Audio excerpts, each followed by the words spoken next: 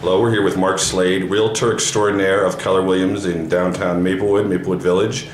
And we wanted to talk to him about a couple things. One, an interesting story that came up recently. A man who was stealing from a person's home during an open house.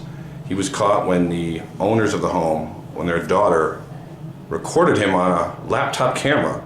And I was just wondering, maybe this is unusual for me. First of all, Mark, welcome. Thanks for being with us. Thank you, Joe. Great to be here. What do you think of this? Is this unusual, this people stealing during an open house? I wouldn't say it's unusual. I would say it doesn't happen with much frequency, but it's always something to be concerned about when it comes to opening up your house. Obviously not when you're having friends come in, but the reality is we've all seen those movies where people go into people's medicine cabinets to see what people have. Well, there are people that are a little more snoopy, and when it comes to open houses, you're allowing complete strangers into your home.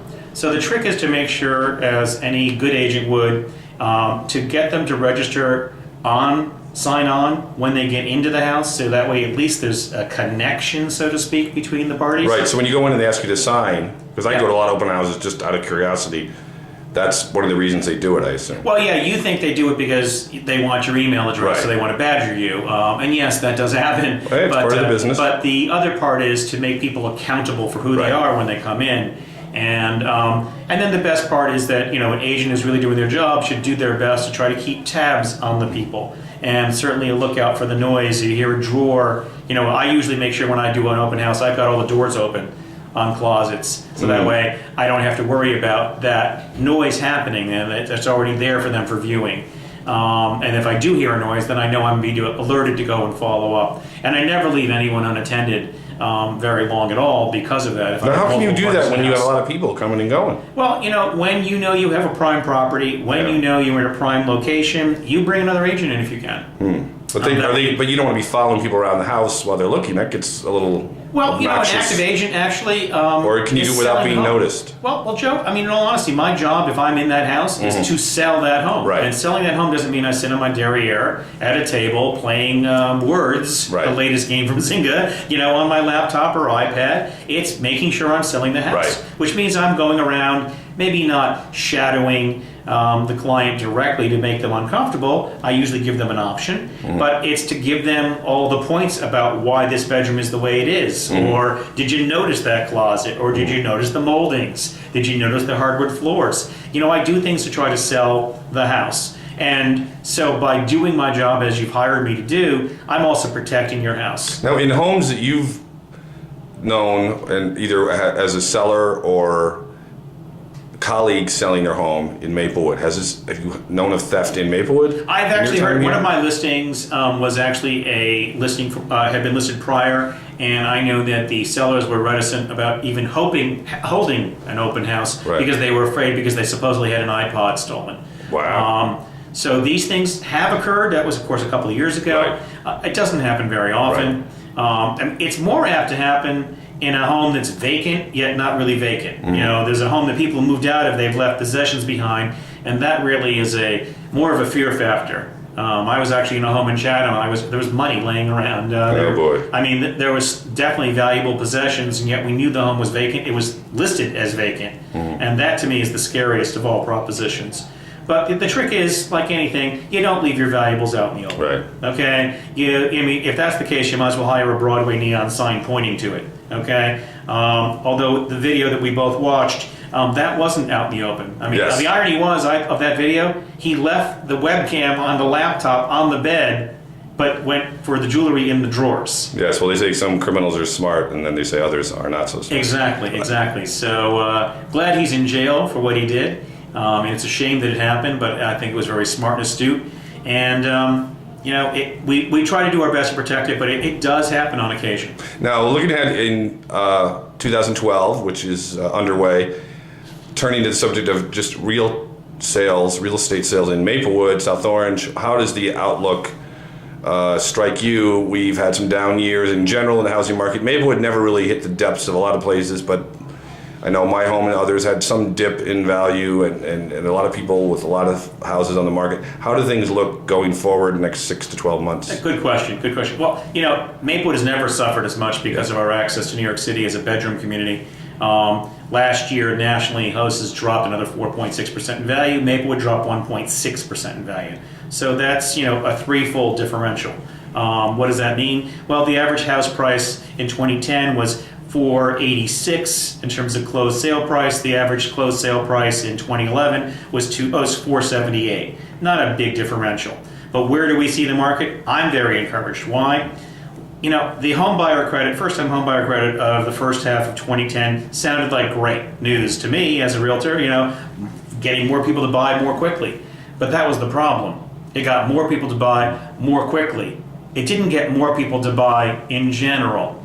And what it did is it left us with deflated inventories in the first half of the year with increased transactions, and the second half of the year bloated inventories without enough buyers to buy them.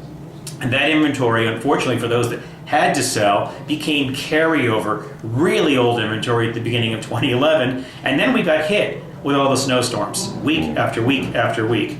So the spring season was incredibly delayed. Activity didn't pick up until April to any real justification of calling it a spring buyer's market. Whereas this year we're off to a rocking start. Weather, knocking on wood, the weather's been great. The inventory is about 110 homes, which is low at this time of year compared to last year. As a matter of fact, it's about 40 homes less than it was last year. So if you're out there buying, and there are buyers out there now, there were buyers out there even right before Christmas, they're more eager to actually convert into a purchase. They're not as apt to say, we're going to wait and see, and the snow is keeping things off. So I'm very encouraged. Do I think we're going to return to the 5-10% increases per year? No. At best, I expect this year is going to be relatively flat. At best, maybe a 1% increase by the end of the year in terms of housing prices. But I'm always guarded when I say that because I'm an economics major. So I just recently did an analysis. And what I find amazing to me when I look at the statistics is that while home prices might have been down a little bit, I was curious to see that 30% of the homes sold in 2011 sold for asking price or greater. In Maplewood? In Maplewood. Very nice. Let me ask you another question. We just had the revaluation not too long ago. The fallout has hit. It seems like it didn't hit as badly as the revaluation of property taxes 10 years ago. And we all know I always tell people the only problem with Maplewood is taxes, and even that is not going to keep me from staying here. Where does the property tax image of Maplewood hit now as people try to buy or sell? Well, the good news is because of the recent reval, instead of having a published rate of 4.87, our published rate is 3.103. So that's a huge improvement for us. There wasn't as much noise this time around. However, that was because it affected fewer homes and not as dramatically because the market hadn't changed so much. The problem is the reval of 10 years ago was after a 20-year stint. This is a 10-year stint where we did have big growth and then we had contraction because of the decline in the market. So the net effect wasn't as great as we might have expected. The only thing I noticed, what it did do is it brought a lot of the smaller homes into market and into sale transactions that normally weren't there. Normally the sweet spot in Maplewood is between 400 and 600. That's usually about 40% of the business as it was in 2010. That shrunk to about 25% of the business in 2011 as homes between 200 and 300 became a more prevalent commodity for us. And Maplewood seems to still have the drawing power. It still has good schools, still has relatively good crime, or lack of crime, I should say. Has Midtown Direct. It seems to be holding steady. The prices here, if they're a little lower, actually that's a positive.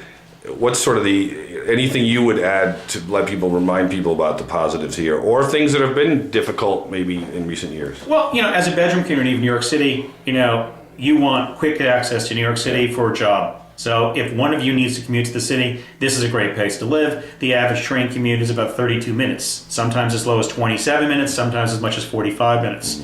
There's nothing like that to get into Penn Station. If you like an artsy, diverse community, if you want the real world, that's what you got here. We are a mini melting pot. We are what America stood for many, many years ago. And that's what I love about it. It's why I blog Love to Live in Maplewood, because it's just, to me... Let's get that address out. Sorry. It's just a question of... No, get it out there. I want you to Well, it's lovetolivein Maplewood.blogspot.com. And what is your office website for Keller Williams? www.maplewood and South Orange Homes. .com? .com. Okay. Thank you. And but the other thing, that's interesting to me is we don't have the somewhat snobby reputation of some of the richer suburbs, Summit, even Millburn, although parts of Millburn I think people would say are like Maplewood, other parts are not. But it does seem to also have safe streets, like I said, good schools. You can really kind of come and go around town pretty well. On our site, we put up the police blotters, but it's usually a lot better rate than a lot of places. Considering we're next to Newark and Irvington, and I think we pretty much shield ourselves from some of the negatives that might come out of there. Well, I appreciate that perspective.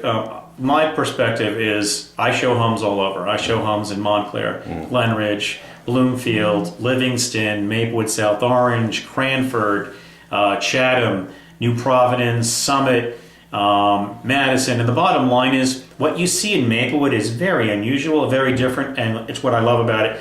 I take people around. There are always people walking all over the place. There are people with strollers walking all over the place. We're not a drive-through town like Millburn is known to be. Yes. People walk into town. They stay in town. They can eat. They've got, the best in New Jersey. There are like 10 businesses, 10 restaurants that end up being part of the best New Jersey, and they're in downtown Maplewood. Yes, and we both live near Springfield Avenue, which we must promote as well. It has Verjus, it has some new coffee places, a new 7-Eleven just opened, and Walgreens and other fun things, and library, Hilton Library is down there. And a second branch of the library. Yes, which a lot of towns don't have, do they? Correct. No, and people talk about combining their services. That's one of the things that usually goes, and we've maintained 2 branches, let alone combining ours with another sister town. Okay, I don't want to hurt my image by being too much of a self-promoter of Maplewood, but we all know why. Well, I actually... But you're allowed to. I'm allowed to. I love it here, and yes, we do have some higher taxes, but 58% goes to the schools,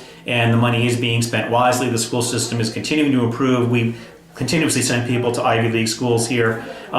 What you really had talked to about is diversity, okay? And what we have is all walks of life, all lifestyles, and all incomes. Yes. So, I could be sitting at a restaurant, or I could be walking down to somebody that owns a $140,000 property, or someone who owns a $1.5 million property, because they exist in Maplewood. Yeah. Whereas when you go to other towns, that gap is narrowed substantially in terms of the range.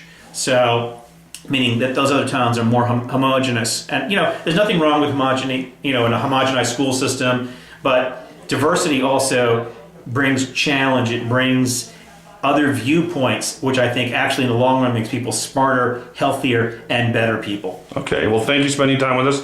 Again, where people want to reach you, because I know from first experience that Mark does his homework and keeps on top of things. He also knows how to set a home for sale and show you how to get it ready to sell, which is a whole other issue that we maybe can get into another time. But remind us the web locations to find. You can reach me at www.maplewoodandsouthorangehomes.com. You can read my blog, lovetolivein.maplewood.blogspot.com. You can find me on Facebook as Mark S. Slade, and I have multiple pages there as well.